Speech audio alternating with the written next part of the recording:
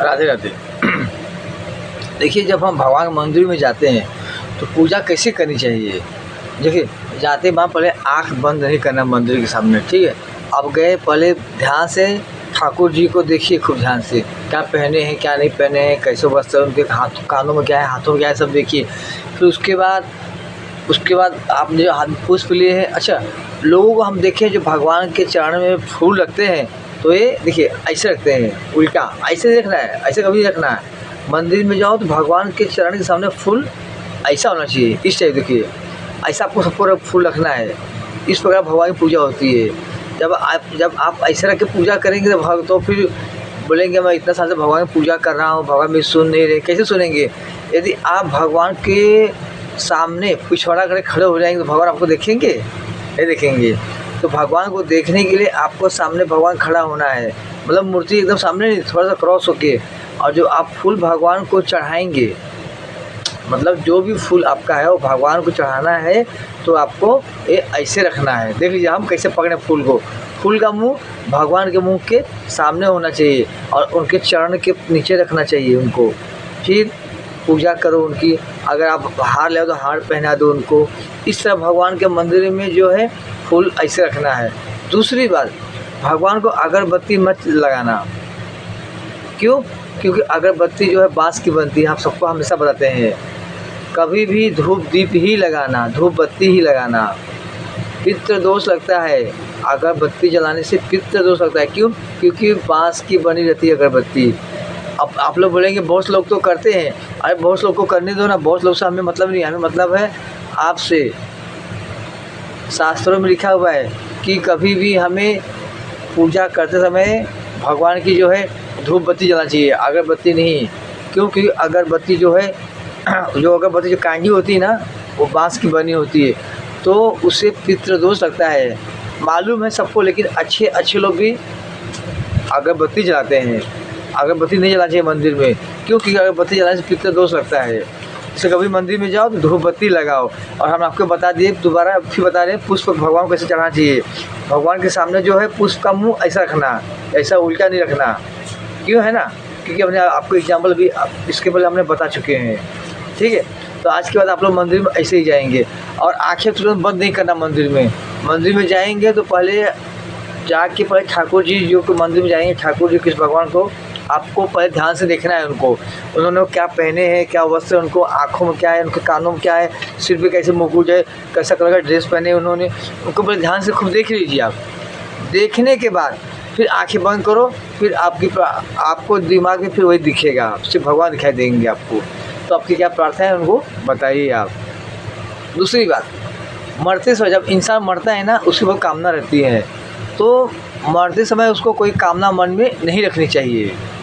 ये हो गया। यदि कामना रखनी है तो हम आपको बताएंगे वही कामना रखना, दूसरी कोई भी कामना नहीं रखना। तो फिर आपको फिर दोबारा जन्म लेके धरती पे अर्थात नरक लोक में दोबारा आपको आना पड़ेगा। शास्त्रों में लिखी हुई ये सब बातें हैं। तो दोबारा आपको यदि दोबारा जन्म लेके यदि आपको दोबारा नरक लोक में आना है तो फिर आप मन में कामना रखिए मरते समय। यदि नहीं आना है अर्थात मरण जन्म के से छुटकारा पाना है, मुक्ति पाना है, तो मरते समय सिर्फ आप एक ही कामना रखिए, वो हम आपको बताते हैं। मरते समय सिर्फ आप बिहारी जी को याद कीजिए, बिहारी जी को, ठाकुर जी को याद करो, किसको भी मत याद करो। घर द्वार, पैसा रुपया, धन दौलत, किसको भी नहीं याद करना है, सिर्फ ठाकुर जी को याद कीजिए। देखिए आपकी सदगत हो जाएगी और आपको मुक्ति का मार्ग मिल जाएगा, दोबारा आपका जन्म नहीं होगा। 84 के चक्कर से बच जाएंगे आप, है कि नहीं। कुछ लोग तो मरते समय उनको अपने बच्चे याद आते हैं, अरे मैंने बैंक में पैसा रखा था, इतना पैसा है, देख लेना, वो गाय है, वो भैंस है, वो मेरा खेत है, ये है वो है। इतना क्यों सोचना। बस एक ही दिमाग में बैठाओ कि ठाकुर जी हमारे थे, हमारे हैं, हमारे ही रहेंगे और कोई हमारा नहीं है, ठीक है। बाकी अब कुछ करना नहीं है। ये हमारे माताएं बहनें लोग, उनको बहुत इच्छा रहती है मेरे लड़के का शादी हो जाए, मेरे पोते का शादी हो जाए, वो सब छोड़ दो।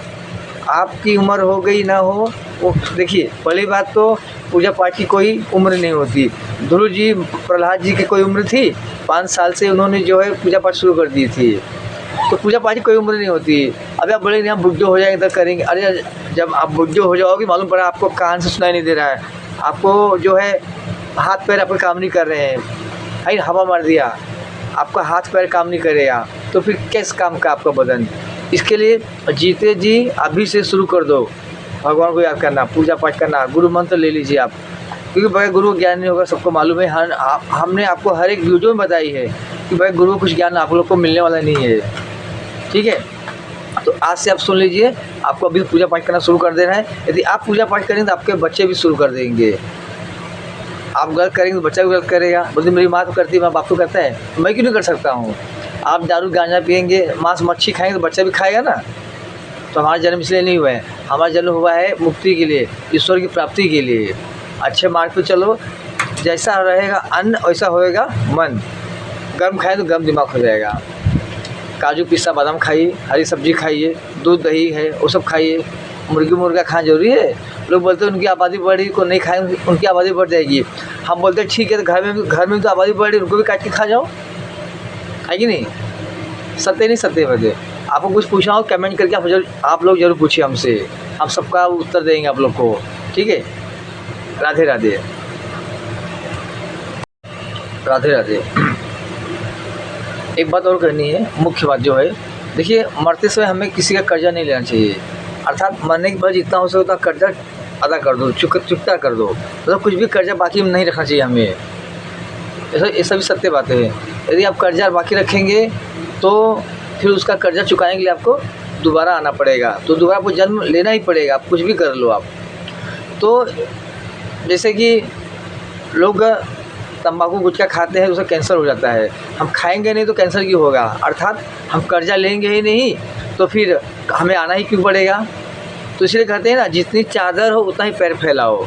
अर्थात चादर के अंदर ही रहना चाहिए हमें, किसी से मांग के क्यों लेना हमें, क्यों मांग के खाए किसी से। भाई अगर आपके पास 2 रुपये है, 2 रुपये में काम चलाओ ना, किसी से कभी कर्जा मत नहीं लेना चाहिए।